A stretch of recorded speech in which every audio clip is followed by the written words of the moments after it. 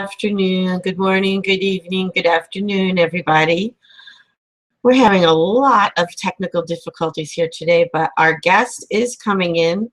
She is not late. I gave her the wrong time, so that was the first problem. I'm Sally Ember, EDD, and this is Changes, which we are going through a lot of today. Changes is a YouTube and Google Plus Hangout on Air, which is subtitled Conversations Between Authors. I'm an author, I write science fiction, and I blog, and I've written nonfiction books as well. And my guest today, when she makes it on here, which will be any minute, I'm sure, is Vartika Singh Sikarwar from Agra, India. And I am very happy to have her on. She's my first teen author. She is almost 16. She's already written one book, part of another one, many poems, essays, and a variety of other things that are just amazing. Here she is. Vartika, hello. I'm so glad you made it. Hello. I am so sorry. It is my fault that I told you the wrong time, and welcome, welcome, welcome. Okay, thank you. So what time is it over where you are? Let me just get this straight. It's 7:30 here. Okay, so I told you 8:30, and that was my fault because it should have been 7:30. I'm not on Eastern time, and I try to put everything for information purposes on Eastern time because that's what most people know in America, but I live in Central time.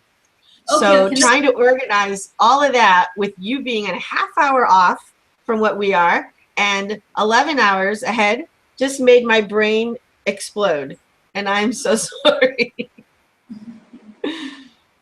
So can you be with us now for an hour? Does that work for you? Yes, it's okay.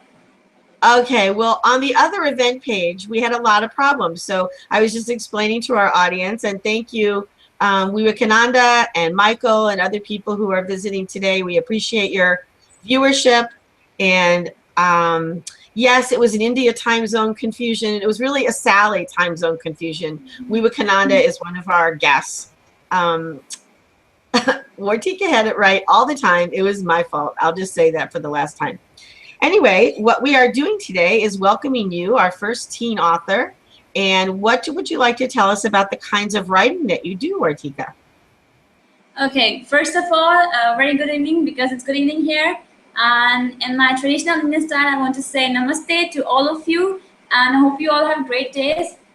Writing is for me is a passion because I just love to do writing, it could be anything, articles, essays, poems, and everything. And the novel is the first part that I love to write because the story, the words that I create, the like you say, words and characters that you create of your own style, you move them in your own style, you give them own conversation. It's just what you want to talk about. So it's just great thing to write novels and stories alike. That is true. And as a writer, I can tell you they often come into my dreams. Do you have your characters talking to you in your dreams? Yes, I do lots of times. My character, the main character, Amaya, I just feel like sometimes, I think at least 2 or 3 times I saw the character in my dream. And not like that, it was just amazing to see that, yes, my character is working. And I also tried to draw the character once. You did? You drew a picture of her? Yes, I drew, but it was not good. So I just tore it off and just tried that when I'll be a good artist someday, then I'll try to make a better picture of her. Now I have to ask you a question because we didn't get to do our preparation the way I usually do. Do you have any earbuds or headphones or anything you can plug in? Because I'm getting a little bit of an echo. I may try to search, but it may take time. Well, if you don't, it's okay. I just want you to stay with us and let's keep having our conversation. It isn't really too bad, especially since I'm wearing them and I turned off my volume. So I think we'll just keep going if you don't have any that are right close by. Okay. So I also, on the other event page, as I was explaining, we had all kinds of problems. It was recording me when we weren't broadcasting. When I was just sitting here trying to figure out things, I looked up and I saw that the camera and the video were recording. I was like, what is that? It was doing that the other day when we were making our trailer, so that was crazy. So I had to get out of that page completely and start a new one. But I had put on the other page your poetry and the links to your poetry on allpoetry.com. because you had put that on your own Facebook page this morning, and I really appreciated that. It was nighttime for you, obviously. And so I just want to remind everyone, if you want to know about Vartika's writing, you can go back to the other event page or to her Facebook page, and she's got all her links there. And her name is spelled Vartika, and we pronounce it Vartika, yes? Yes.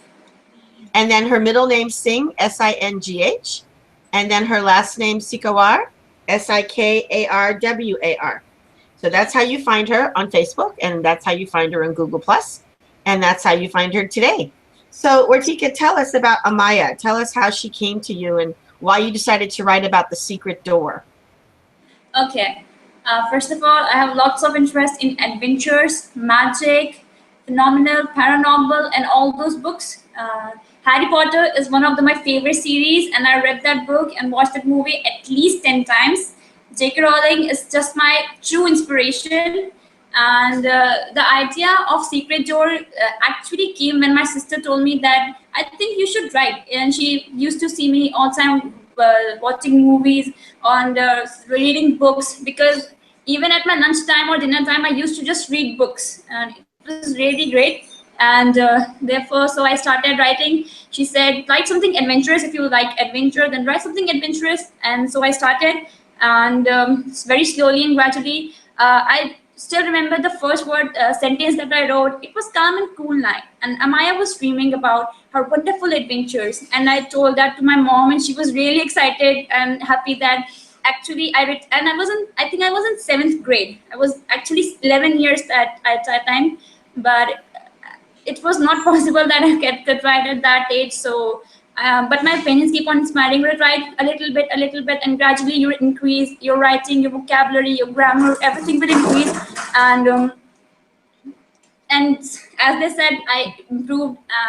Then I showed it at my teachers. They also appreciated me, and they were good. And so, Amaya, Black Door, it was all just in my dreams, and I really appreciate that I did that. It's good to write something like that. So Vivekananda wants to find you on Google+, and he's asking if you have a Google+ profile name. What name do you use on Google+? It's Vartika Singh, same there. Vartika Singh without the Sikarwar?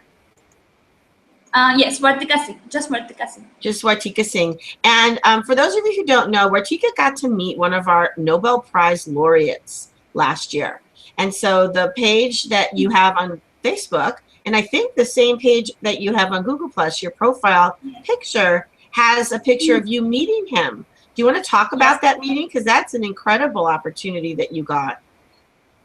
Yes, it actually is, because my father told me that Kailash Satyarthi is his name, and he's a child labor activist who works for the children from all around the world, not only from India, but all around the world.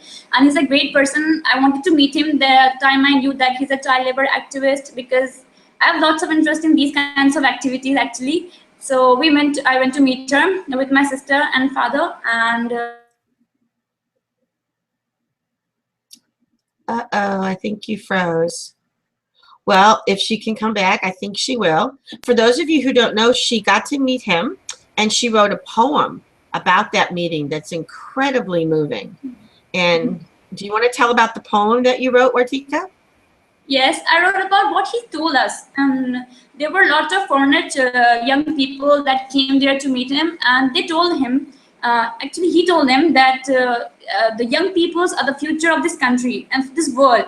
That if young people can take just a single step, then world can take a big leap to go into incredible things. The world can do incredible things. Young people like them, like me, can do lots of changes in the world. And it's that we who create the changes, not others. We can't blame others. And they want people to come out of their confined lives and just do something incredible that can really change the world. Even single step by a single person can do lots of changes.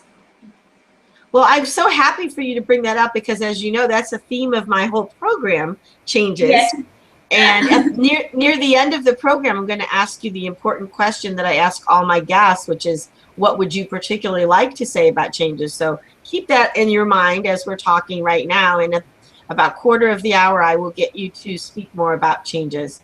When you wrote Okay. that poem and when you wrote some of the other poetry that I read on allpoetry.com, that's ALLPOETRY.com, you can find Vartika's poetry there. About 5 poems, I think you've posted there, yes? Yes, but I've written 12 poems in all. You've written 12. Wow. And what I noticed about your poetry, I also write poetry, but I'm going to say right now, I write bad poetry. Okay. I admit it.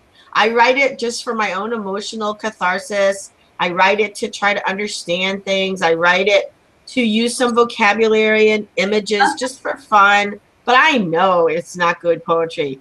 Your No, poetry is very good. just one thing, what you write from your heart is truly, truly, truly great, and no one can say that it's bad. So if you have written it from your heart, I would really love to read that, because I have written none of your poetries. I think everybody present there would love to read that poetries. Well, I appreciate that. And I guess I want to make a distinction here because I agree with you that if you're using it to express yourself and you're writing it authentically, emotionally, honestly, then it is genuine. It is your way of communicating, and there's nothing bad about that.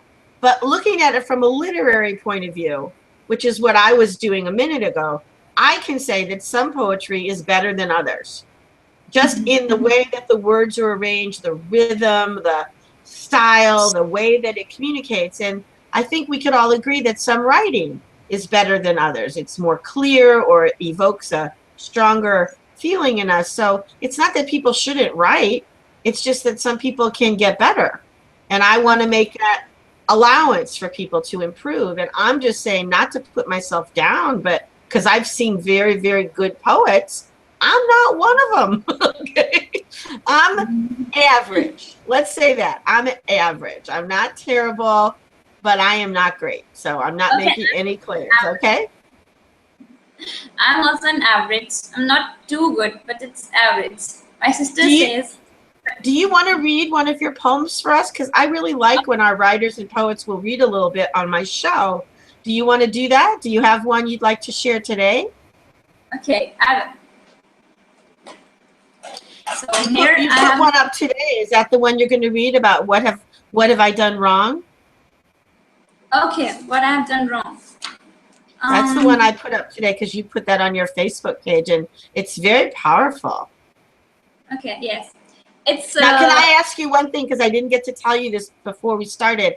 Could you read more slowly? Because okay. some people, English is not their first language or their best language, and also there's a little bit of a delay on this recording. So just leave a little space, go a little more slowly, okay? Sure. Thank you. And first of all, let me tell you, the idea of this poem came to me when I read lots of stories about the female infanticide.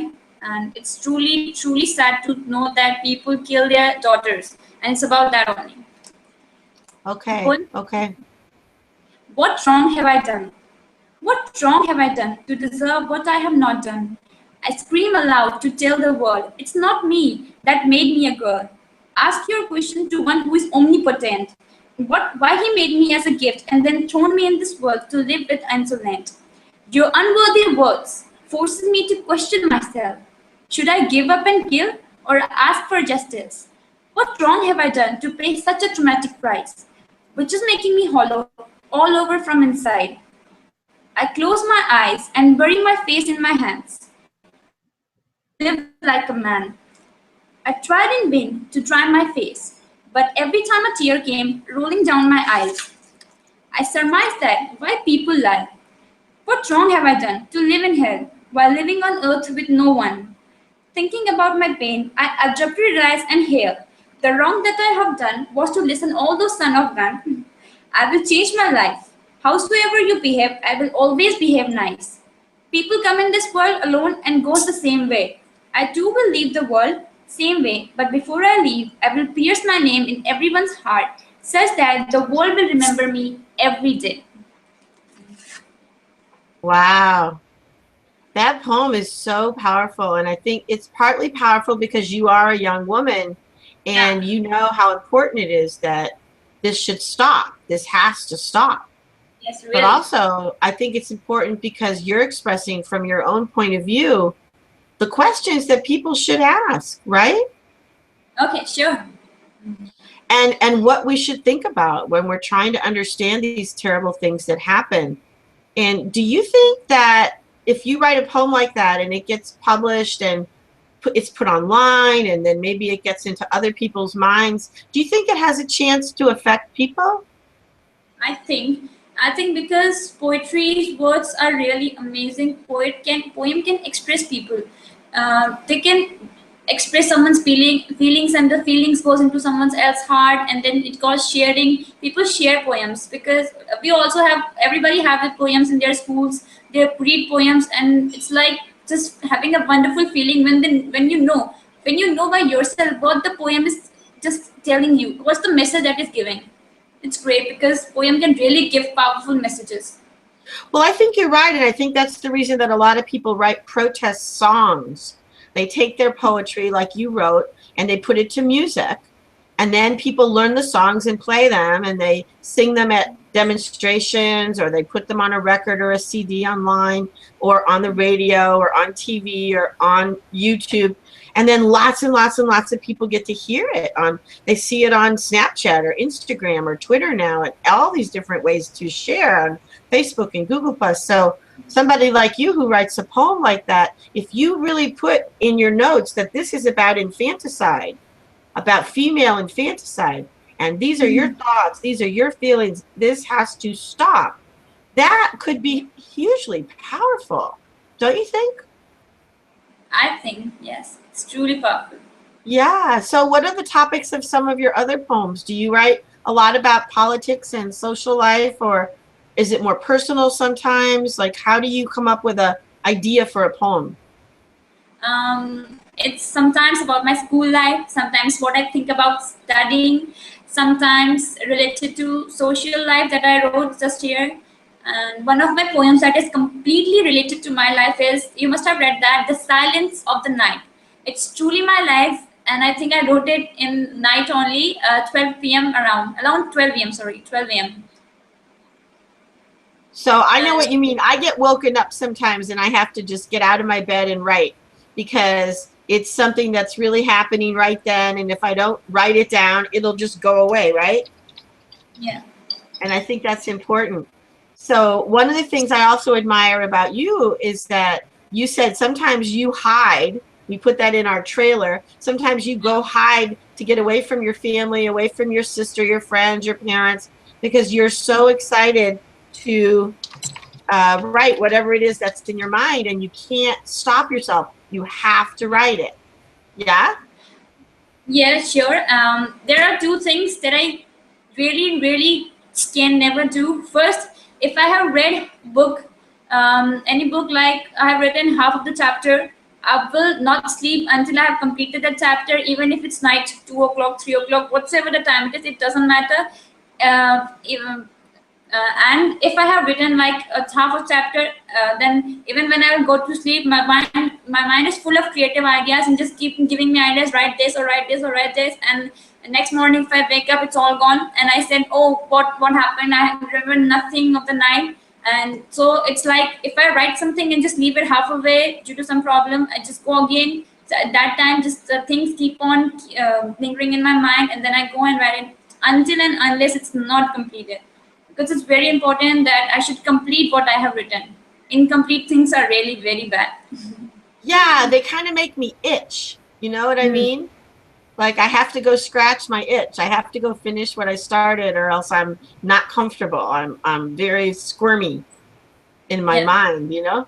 I agree with that completely. Another thing I wanted to tell you that was funny that you might appreciate is sometimes I have written a lot of poems. I started writing poems when I was about 7 years old.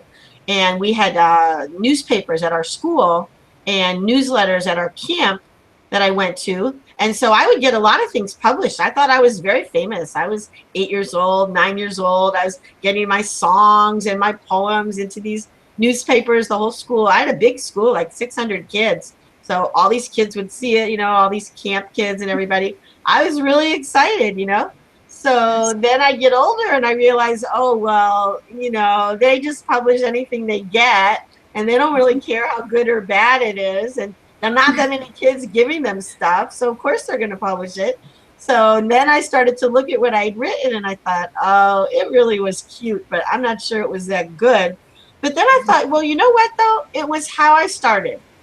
It's how I started as a writer. And so I think that's important to honor our younger selves, even if we weren't that good at it yet, you know? Yeah, it's like the competition or filling the contest. I feel lots of gifts and lots of competitions. Even it's like writing.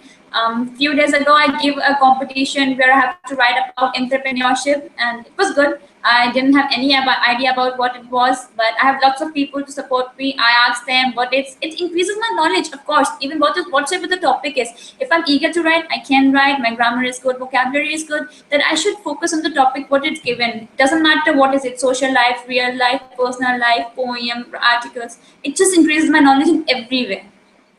Well, I noticed a few months ago you were asking people to help you write something about euthanasia. What did you end up saying about euthanasia?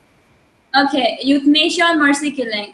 You might have not heard about that, but Aruna Shanbag, she was in coma for 42 years, and like she was living like hell, and it was no life. Just I didn't agree that she should be made alive, just lying on the bed, fearing an enormous amount of pain. She used to have spells of screams which can last up to 2 hours, and I was really horrified to read her book. I think Pinky Urani.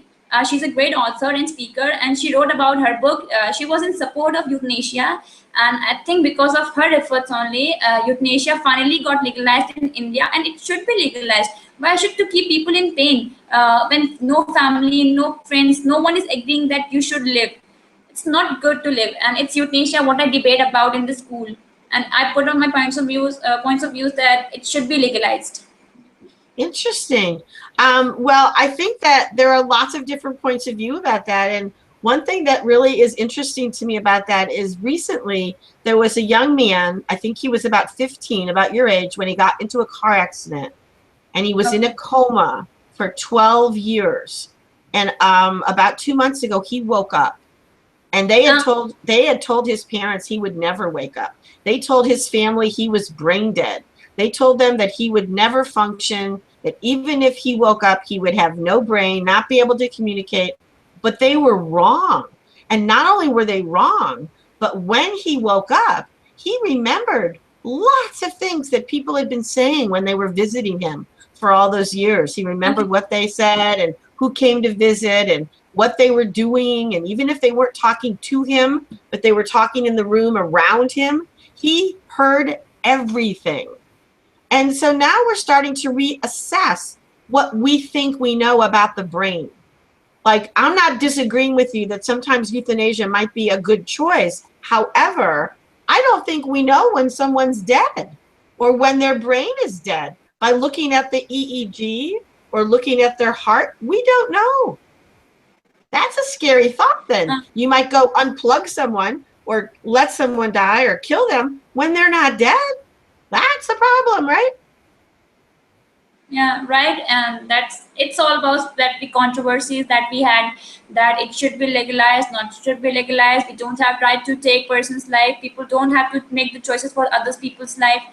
But something I feel that people should not be left in pain for such a time period that when they woke up, they remember their pain, they cry, they stress. And it should not be like that. Miracles always happens. There are always exceptions. I never said that it's not exception. Parents should wait. Family should wait. They should not lose hope until and unless it's said that no complete. They see their children's or their parents, elder parents, grandparents in so much of pain. Like I heard the case of an advocate whose father wasn't such an independent person that he never used to ask him to go and give the cup of tea from the servants, and the time when he got like he was kept on respirator, and they were just surprised that such an independent person in the house and now such a lifeless body and just living like nothing, like doing nothing, and they were thinking then how our father would be feeling. So they asked doctor, why would you didn't give him euthanasia? It was not legalized at that time. So it was sometimes good. I didn't say it every time it's good. Sometimes people should not never lose hope that their children or parents would not wake up. They should wait. They should wait at least the time they think that it's over. We should relieve them from pain, because even if they woke up, it will be good for us. Even if they're not woke up, they will suffer. Only they are going to suffer. So we should see that they should not suffer any time. Yeah, I think you have a lot of good points, and maybe you'll put something like that in one of your fiction books where a family's trying to decide what to do when somebody's in a coma or in a lot of pain. It's a big dilemma for a lot of people. It's a very, very hard choice, and I think you're right. It's complicated. It's very complicated. Lots of points of view. Now, there's another poem that you wrote that I put on the event page that I thought was really beautiful. The one that you wrote about meeting the Nobel laureate at with your father and your sister. Do you have that one nearby? And could you read that for us? The one you For wrote? my sister? No, the one where you went to visit with your sister and your father to meet the man who won the Nobel Prize from India, the child labor activist. I wrote the poem to Kailash Satyarthi. Okay, I have that poem. Oh, good. If you want to read that, I think that would be lovely. And just to remind everybody, how do you spell his name? Kailash Satyarthi. Shri Kailash Satyarthi. And he was given the Nobel Prize in the same year as a joint recipient, the Nobel Peace Prize with Malala, right? From yes. Afghanistan. It was quite a big honor to have a young woman. She was the youngest person ever to receive it, right? Yeah. That was it. Did you get to meet her too? No, never. But I will meet her. It's sure that I will meet her. I am sure you will. You two have a lot in common, I'm sure. Okay, so tell us the name of your poem and anything else you want to say about it. And then remember to please read slowly. Okay. The poem says, dedicated to Shri Kailash Satyarthi Ji. You are truly a god in human face. You can tackle all your problems with an easy ace. When I think of you, I forget about my dismay. You are symbol of peace that will cherish every day. You are father of all those children who stretch their hands to comforts in someone's laps and bewildering. While no one is coming to their aid, what wrong have they done at such a small age? I pray that world soon get more people like you, so that happiness can survive, because you will always remain as a source of inspiration for other lives. Thank you. Thank you very much. I noticed you have this one phrase in that poem that you made the title of your new poem. Yes? What wrong have I done? Yeah. So that's like what we call a theme or a motif or something that travels with you from piece to piece. Do you have that in other pieces as well? Yes, I think I have. Huh, that's interesting. Actually, I wrote. You use that same phrase in another piece, a poem or an essay? Poem. It might be good. I think we should search. Interesting. It's an interesting way to phrase it. Oh, we have a question for you though. Before you read a new poem, one of our visitors, Vivekananda Bandorao, has said namaste to you, and he put you in his circles. And then he wants to ask you, he says, in my view, sleep is very important for humans. Do you, Vartika, do you do any yoga or meditation or physical exercise? Also, he wants you to know he is a big fan of Sadhguru. He says Sadhguru is one of the 50 most well-known spiritual leaders, and I think he appreciated your poem. So what do you say about, do you do yoga or meditation or exercise? Yes, I do. And let me tell him that I know Sadhguru, and I have read, I think, 2 or 3 of his videos, and he's really, really awesome. The way he speaks, the way he tells people, and it's really great. It's the words that he says is truly amazing. I invited him. I told him that you should come to our school and tell us children of our school, they're so demotivated. You should motivate them with your words. He's so slow and so good that I really love the way he speaks. And I just really want to meet him once, Sadhguruji, and he's truly great. And yes, I do meditation and yoga. I have to do, because studies need concentration, and meditation truly increases concentration. It's then when our body and mind completely gets relaxed, and we get to know about something outside. I have seen lots of videos on meditation and yogas. I used to wake up at 4 or 5 and then do yoga and physical exercises for 15 to 30 minutes. It's like then I go and study. That's what something you and I and Vivekananda all have in common. We all meditate and we all exercise. I don't do yoga because I've had a lot of injuries before. I was very young when I started getting injured. So I never learned how to do the yoga around all my injuries. And now I think, oh, I'm just not going to do yoga, but I swim and I sometimes do some dance or some other things. So I think that is all very important, especially for poems and creativity, for writing. I notice sometimes when I'm swimming, it's the way I meditate, and I get a lot of ideas when I'm swimming. Do you find when you're doing exercise that you get ideas too? I do, but I try to remove them because it's like I have to concentrate on one thing. Om. My mom says Om has a very powerful meaning. You should concentrate on Om lots of time because the vibration it produces in your body gives you positivity. And positivity is very, very important for the life. It keeps you away from negativity. You're always positive. Your views are positive. Even you go for the examination, positivity is very important. So Om is what I just want to keep in my mind when I meditate, yoga, or do any other physical exercise.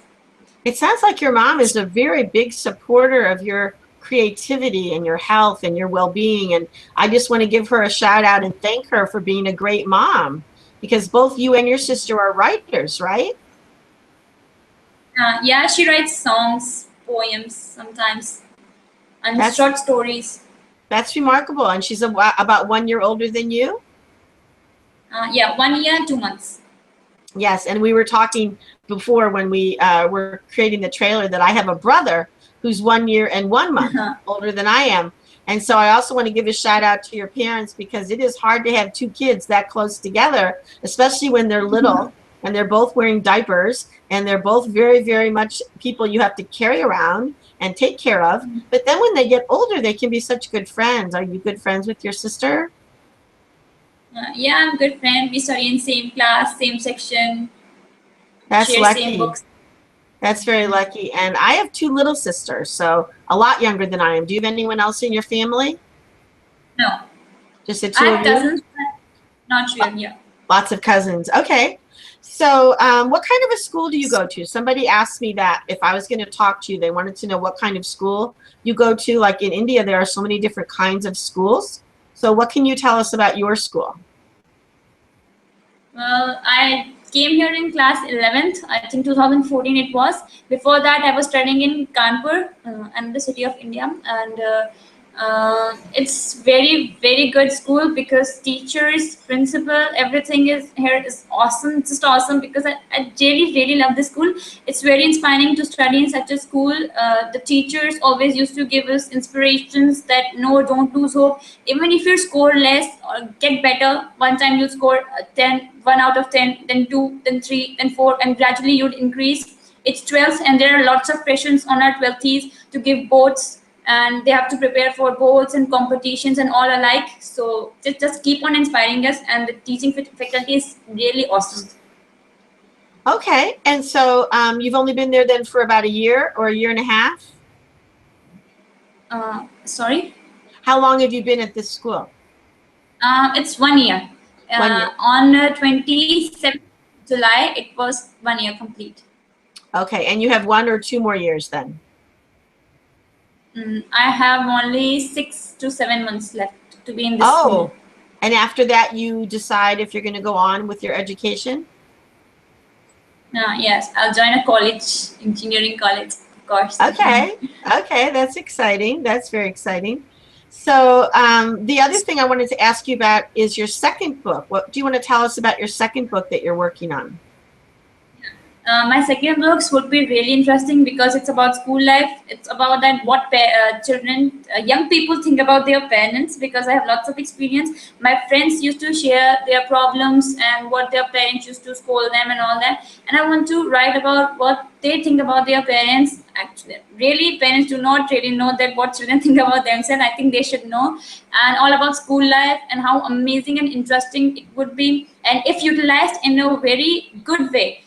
School life can take you anywhere. Even after school, you can do lots and lots of great things because teachers, as we have always said, are gods. If you follow their path, your parents, you listen to them, you'll really reach great heights, whatsoever your age may be. Doesn't matter.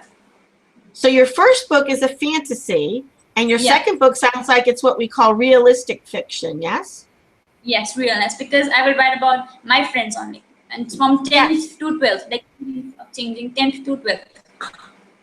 And then is that partly a memoir? Because you said that you also write memoirs.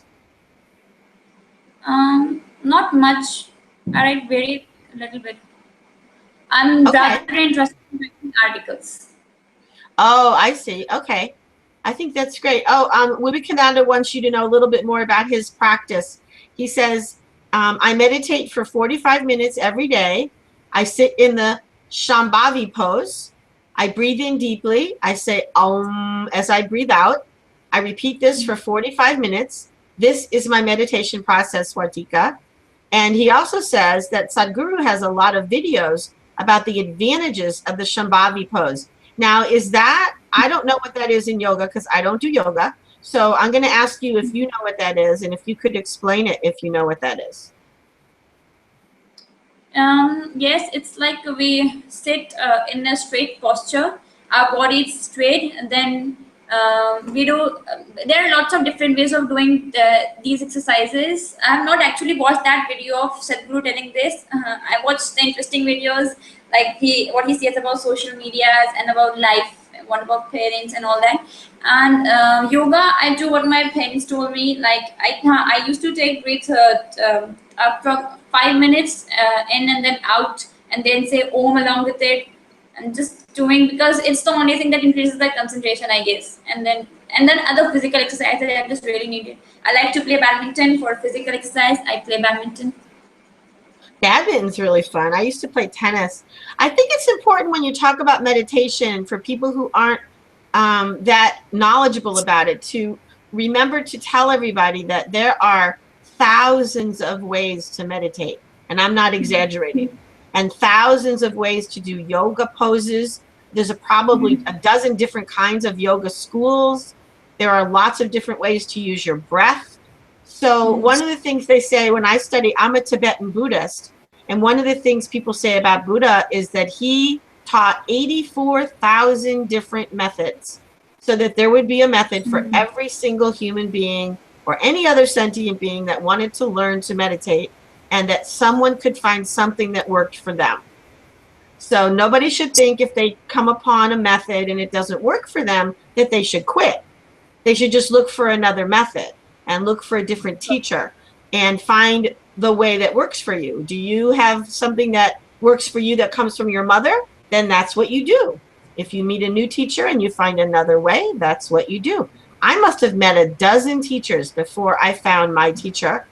And when I met him, I knew him before he was a teacher, and I didn't know he was going to be a teacher. And then I didn't see him for 10 years.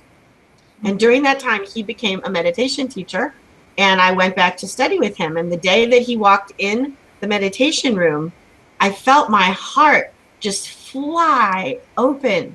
Like I've never felt anything like that in my life. I started to have tears running down my face. I had this incredible feeling of connection and love and respect and devotion. And he didn't even say anything yet.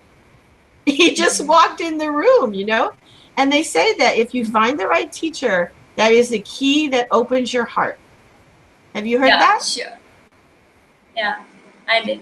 And same here. I have a teacher. For me, he's like God.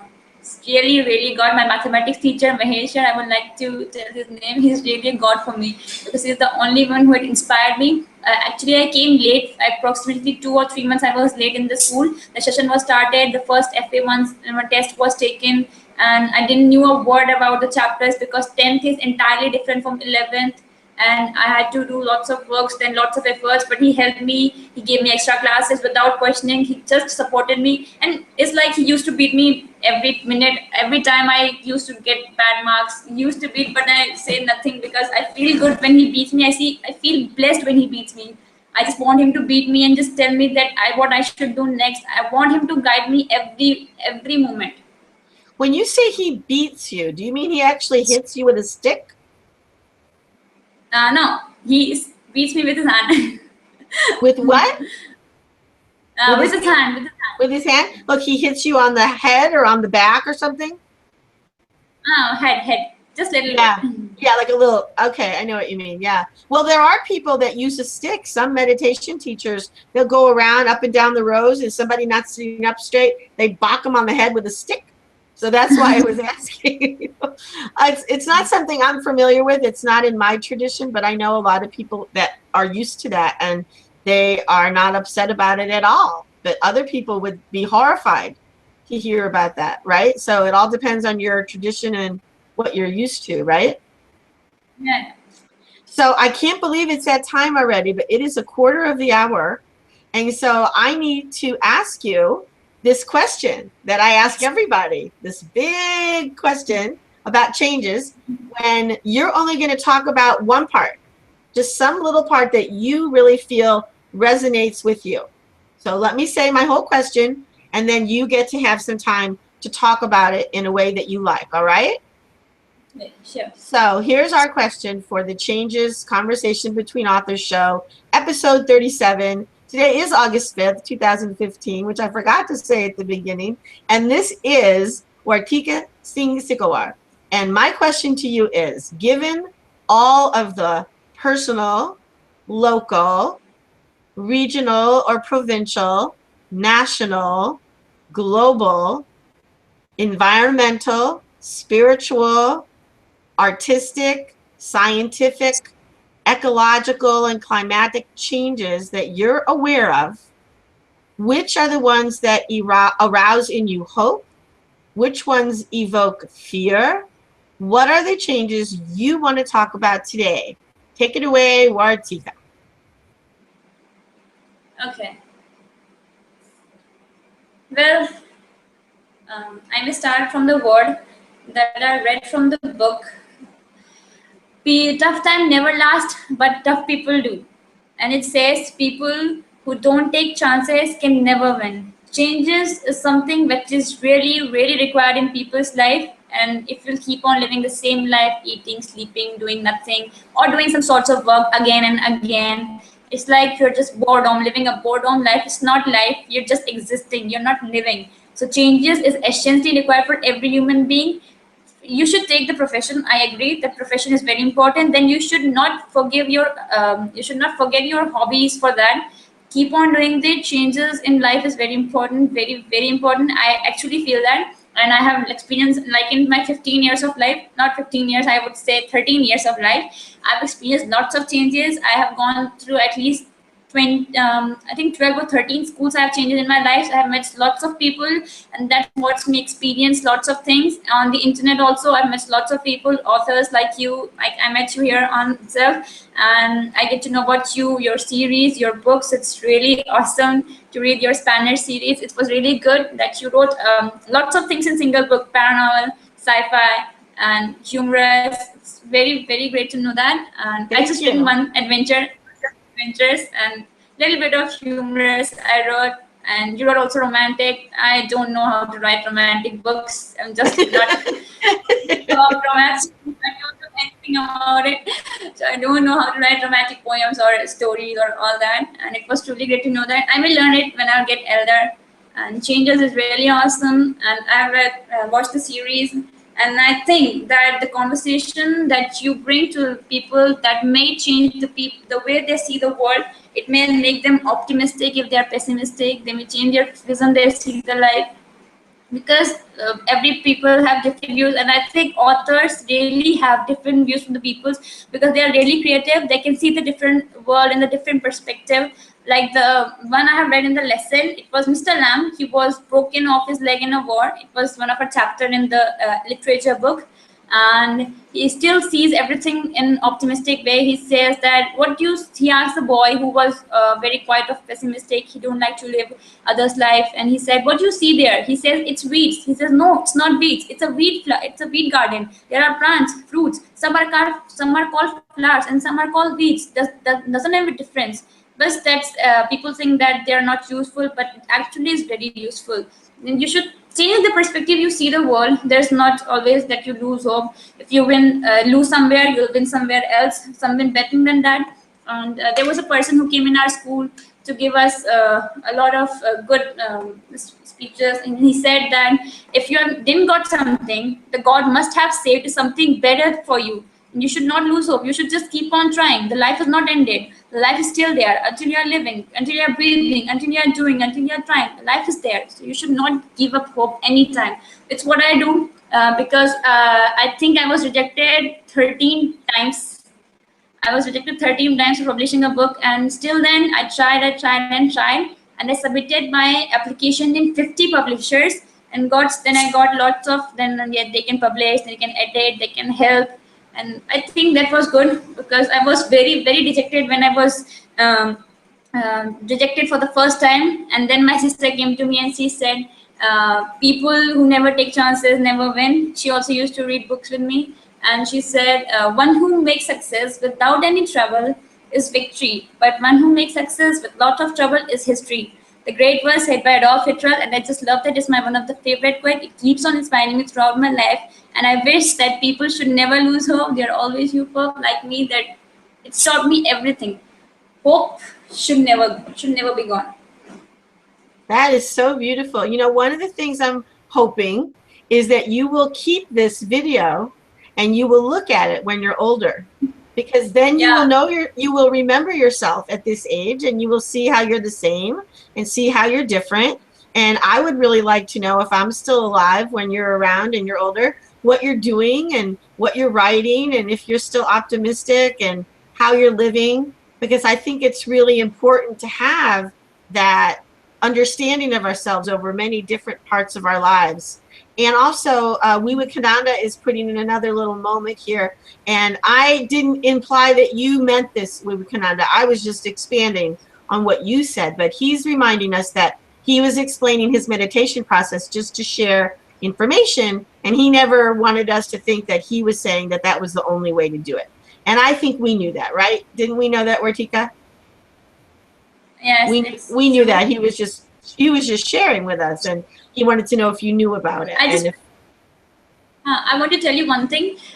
The person who came in our school, he also said one thing very important, and I really like that. He said that prayer is when we question to God, when we ask for His help, and the meditation is when He gives us answer. The meditation is true connection with God. Yes, a prayer is asking question from God, and meditation is when we get answer from God. So if you pray, you must meditate to know all your answers. Well, you know, I think that a lot of people believe in there being a God. I'm not one of them. I don't have that belief, but I think it's fine if people do. And for me, prayer is a way to connect with wishing. We call it auspicious wishes in English for the Tibetan Buddhist practice translation that I do. And it's wishing for the benefit of all beings, wishing for everyone to have less suffering, wishing for people to be happy, to have love, and to have food and shelter and whatever it is they need that would make them happy, and for people to stop being mean to each other, and for the earth to get better, and all these things. So I think that's why I write my Spanish series the way I do, with a utopian perspective, because I see so much negativity around all the time, and it's very discouraging. So I want people to have something funny and encouraging to read, right? Because otherwise then everything is down, down, down. And I want to bring up another comment from somebody who's visiting with us today, Michael Thomas. Thank you for being here. He says, wow, the cause and effect of striking a pupil or a student is somewhat severe. And in some societies, it's condemned or considered unacceptable, I think because it's easily portrayed or conceived as a misuse of authority. And he says, since I'm not so familiar with the practices and the directions of the Indian culture, I can only understand these practices must be in place for a reason. So he was reacting to what you said earlier about how your teacher that you are so devoted to sometimes beats you or hits you on your head, and you thought that was fine, and you appreciated his intention, which is to help you be a better student. And it didn't sound like he was actually physically hurting you, but more like getting you to wake up, getting you to pay attention, right? No. He never do anything like that. It's not allowed. Of course, it's not authorized in India also. Yeah, no one can beat children, of course. And I know he loves us a lot. He wants us to grow. He wants us to learn. He don't want us to lose our life, which is like he says, it's like this 12th is lots of enjoying period, but you should see that the concentration never goes out from your mind. You should do good in your terms.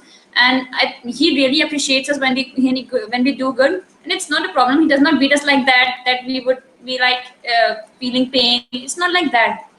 I think it's a translation problem. In English, the word beat is a very severe hitting that would always cause pain. So maybe you don't want to use that word beat. Maybe you want to say tap or slap or strike or something like that. It's just a matter of the right word. And thank you, Michael, for your comment, because we don't want to promote hitting kids. We're not promoting that. We're not saying it's wonderful. We're just talking about a cultural practice that gets people to pay attention. And in some ways, I think it's affectionate. Like the way that you see cats and dogs, they pat at each other and they're playing and they're batting at each other with their paws, but they don't hurt each other. I think people are on the wrong track here because some people are mean and they really do hurt people. So then we say, okay, no hitting at all. No. But really, some hitting is not bad, right? It's not that beating, of course. It's really not that. It's not authorized anywhere, not in our school. Teachers cannot beat children, of course, and they also don't want to beat children. They want children to learn. It's just that he pat him like this, not anything like that. Right. I have seen the kids beating children, and they used to scream and they get pains, but it's not like that. Of course, no. I'm sorry that I used the word beat. I shouldn't use that. I should say that he patted me sometimes on hairs on my head. It should be like that. That's good. That's very good. Thank you for explaining, and thank you, Michael, for bringing that up. Now, we only have a few more minutes. I'm so sad because Vivekananda is reminding us that in India, which is where he also grew up, by the way, he says to Michael that in India, the teachers treat children as their own children. And it's a very strong family-oriented culture, which he thinks we already know, and he's just reminding us. Thank you, Vivekananda. Vivek is a really good promoter of a lot of great practices in marketing and web design. And I met him on Google Plus through a lot of other hangouts. And he knows about my show, and he's visited a few times, and he knew about you being on, and he was very interested in your being on. So I want to remind everybody that this is Vartika Singh Sikarwar from India, that you are almost 16 years old, and you have written one book and part of another book you're working on, yes? Yeah. And several poems, up to 12 poems and essays, and that you are going to keep writing, right? Yeah, sure, always. Tell us how to reach you. What's the best way to find your writing? Which website do you want them to go to? Every time I post my writings on Facebook, but I'll try to keep in some official websites like Wattpad. You already know that. It's a good website because there are lots of readers and writers there. So I'll try to keep it on there.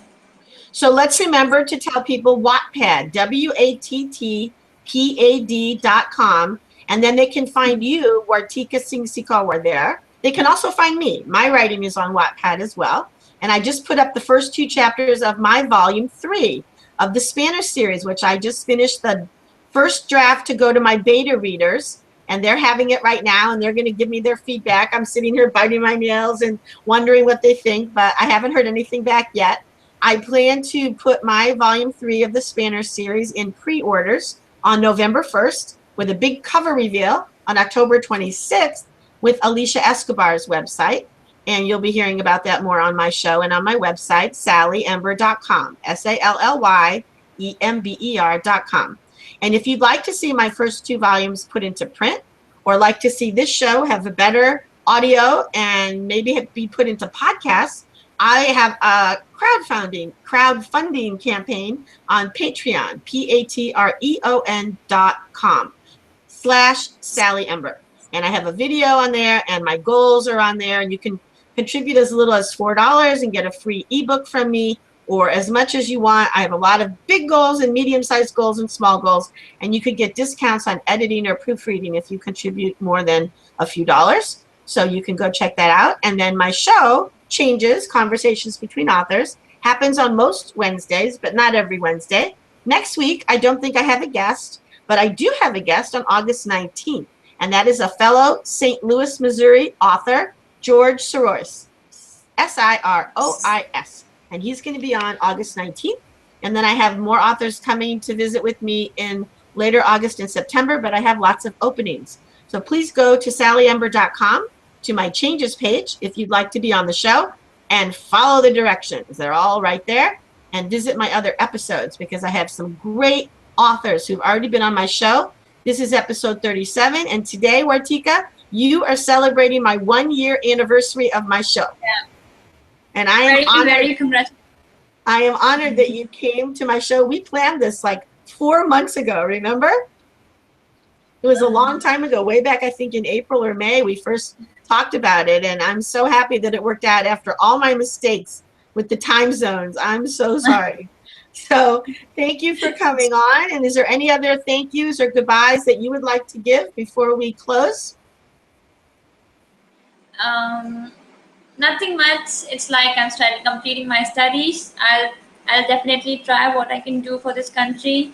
And really want to do something great that would be remembered in the world, that people should take inspiration from and could further extend my work. And I think I should just give a break from writing fictional and write something real that may really give people's message a lesson that they may use in their personal lives. Thank you. And I hope that you will keep me informed and keep me posted as to what you're doing, and stay on this. Yeah. After I stop being live, you and I can talk a few more minutes, okay? Okay. Sure. I want to thank everybody for viewing today or any day that you view this. And remember that you can comment, and one of us will respond to you when we see the comments. And I'm going to sign off now and say to everybody, go well with your changes. Bye-bye.